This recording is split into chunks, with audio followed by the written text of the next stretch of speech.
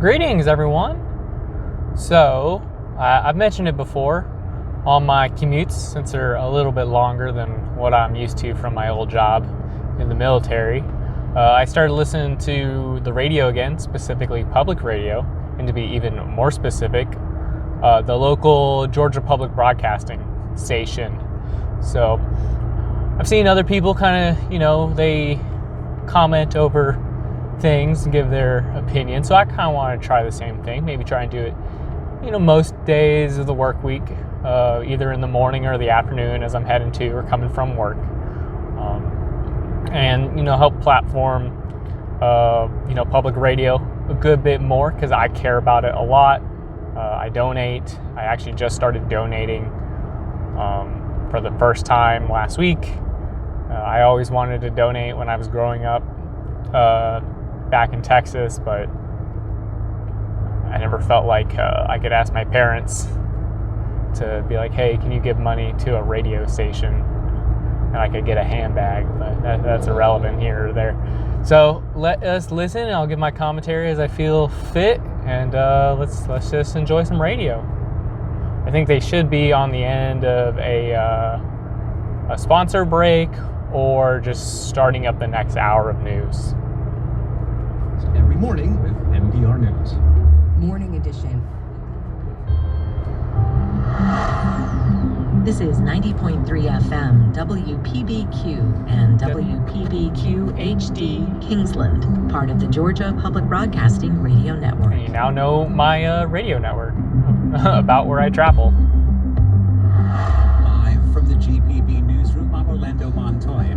President Trump's big bill of tax breaks and spending cuts has passed the U.S. Senate by the narrowest of margins, with Georgia's two Democratic senators voting no. Raphael Warnock called it a, quote, big, ugly betrayal, and John Ossoff called it a, quote, catastrophe. This bill will push hospitals and nursing homes to the financial brink, and it will do major damage to the renewable and advanced energy sector that is driving so much of Georgia's economic development. Republicans muscled the bill through on a 50-50 vote, with Vice President J.D. Vance casting the tiebreaker. Yep. Demolition has begun at the former site of Atlanta Medical Center. The work yesterday begins redevelopment at the former hospital that Wellstar suddenly closed in 2022. GPB's Sophie Gratis has more. Oh yeah, they're making it into a concrete portico at one of Atlanta new housing. Former main entrances was the first to get torn down as part of the demolition, which will go into next year.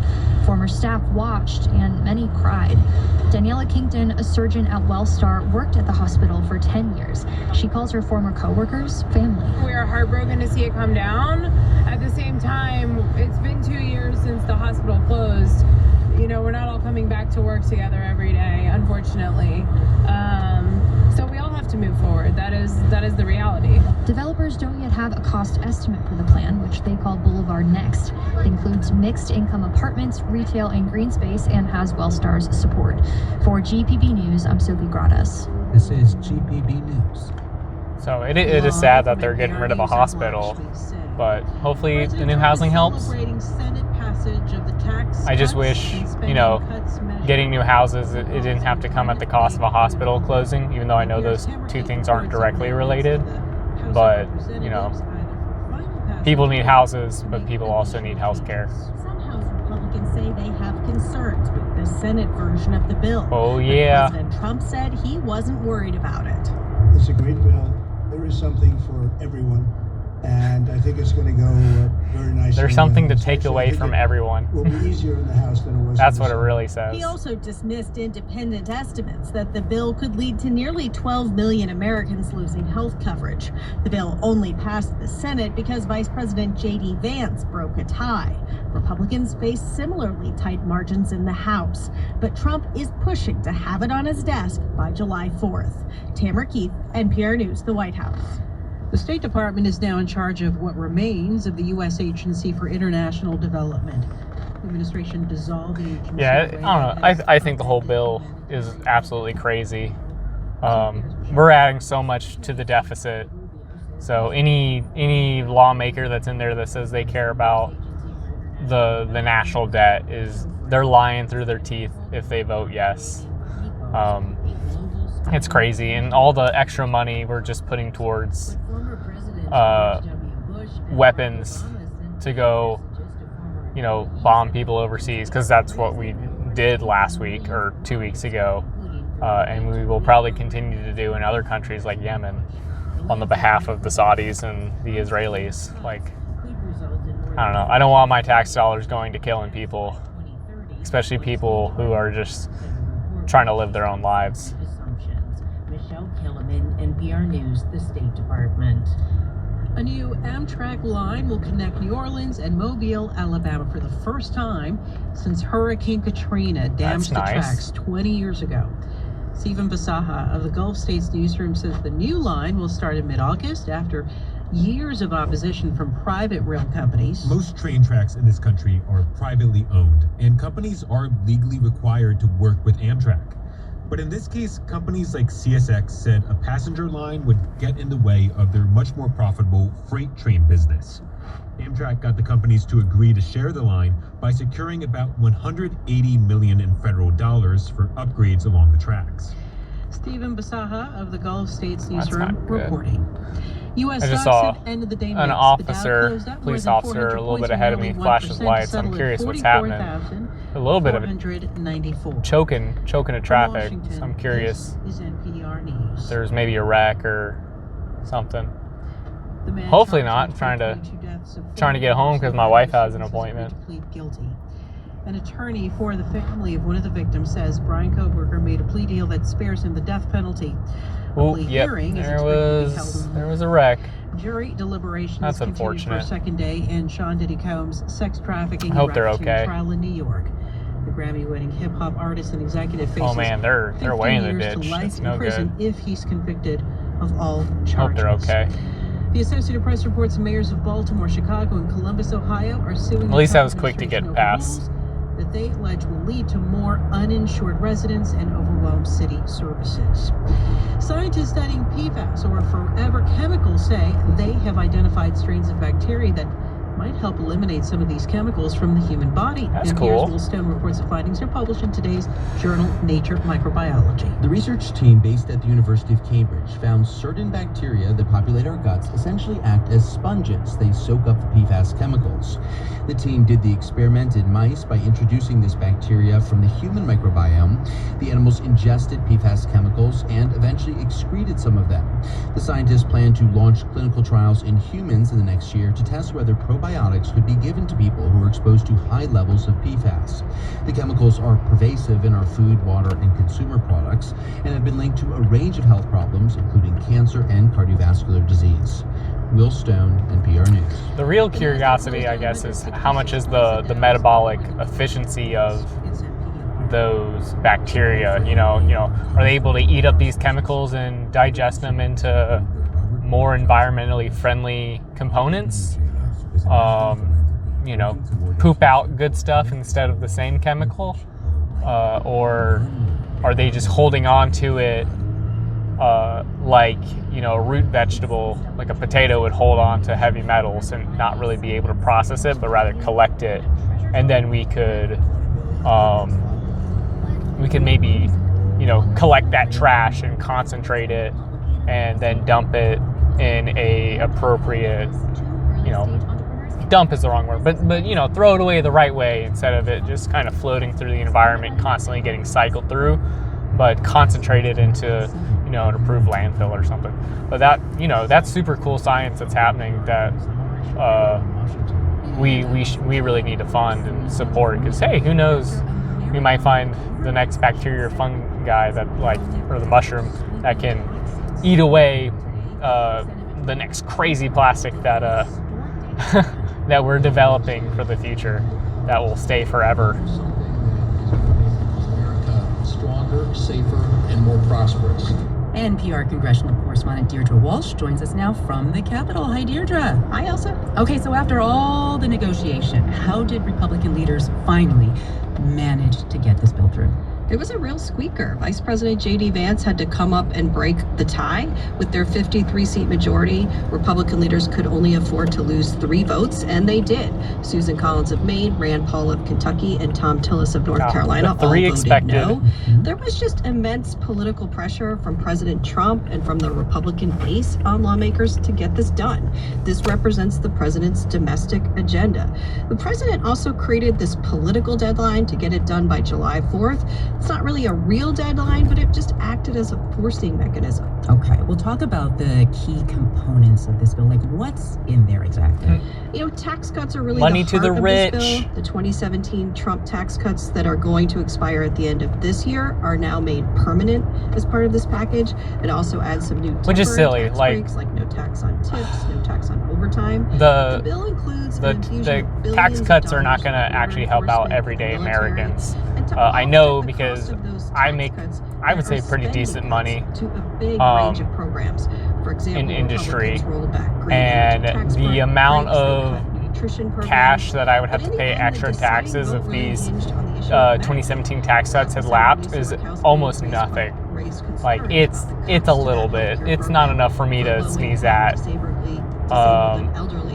I don't think I said that phrase right. Like, yeah, it'd be nice to have those couple extra $1,000, but if it means being able to have health care for more people, I'm good. I don't need that money. How did they get Murkowski on board finally? They gave her something she asked for. She wanted more money in a special fund set aside to help rural hospitals. It doubled and went from $25 billion to $50 billion over 5 years. They also made some changes to the work requirements, added to nutrition programs.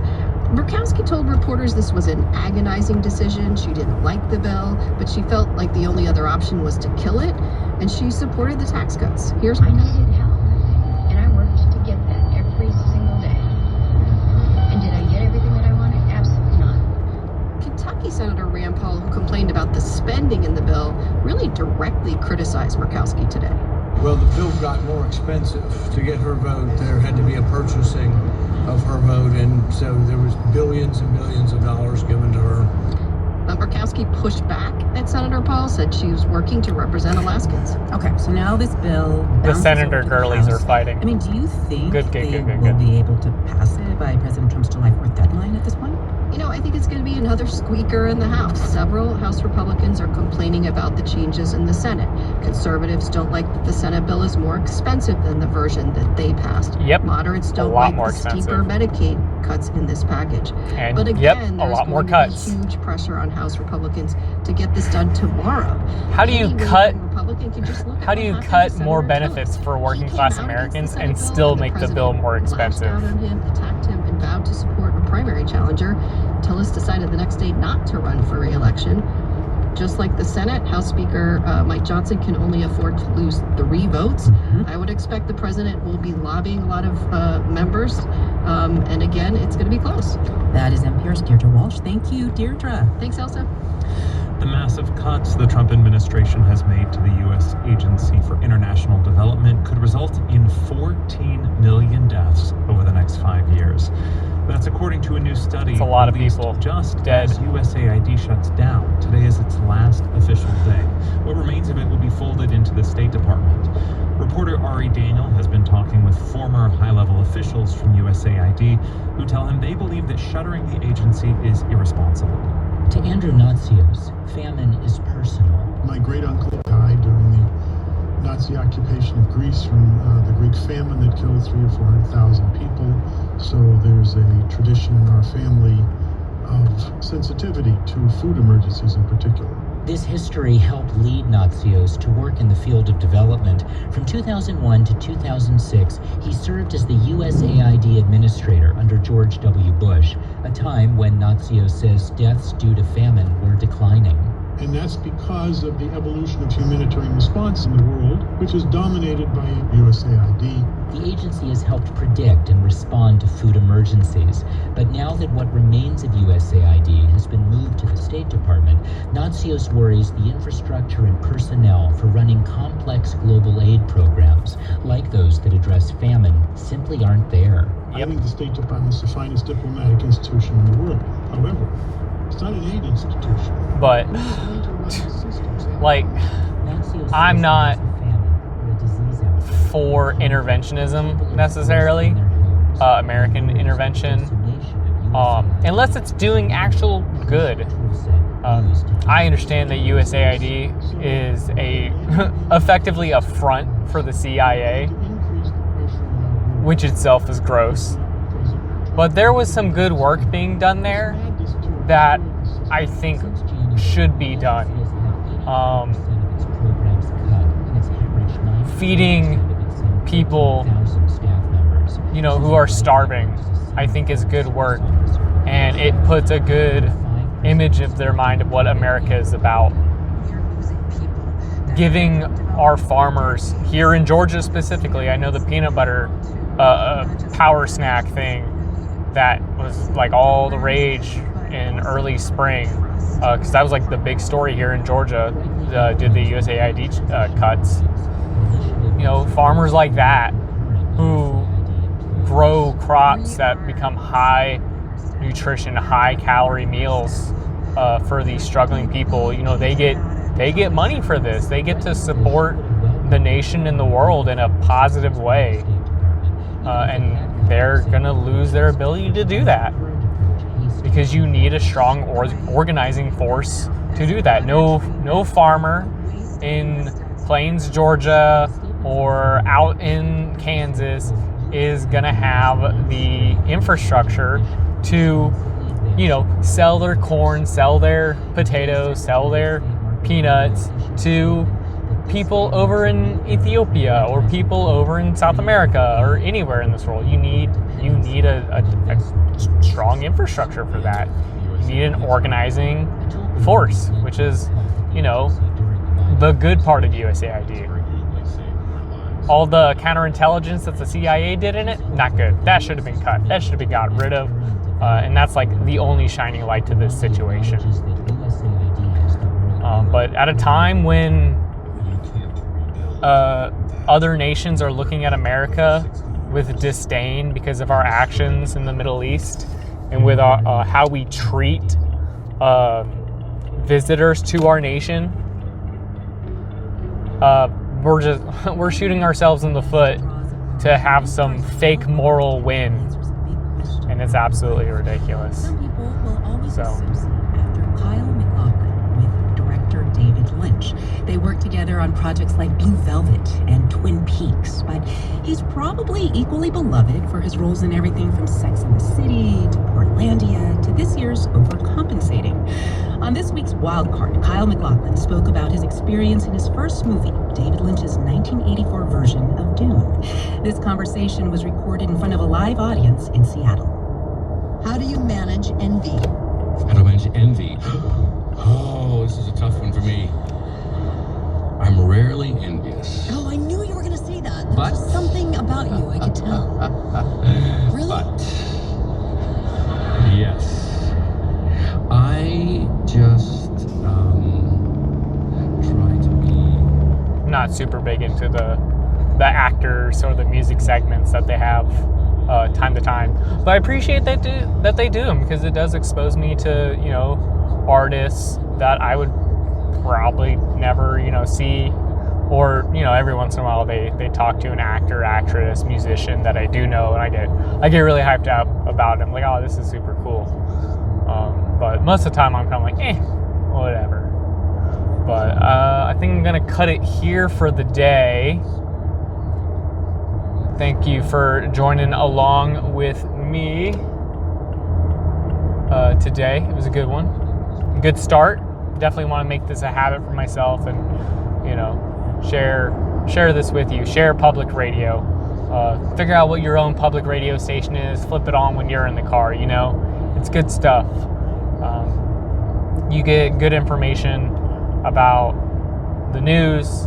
You get to know what's actually happening here in Georgia, especially at like the beginning of the year when they have the legislative sessions going on. Super, super great for that because you get tapped into actual bills that are being discussed and being voted on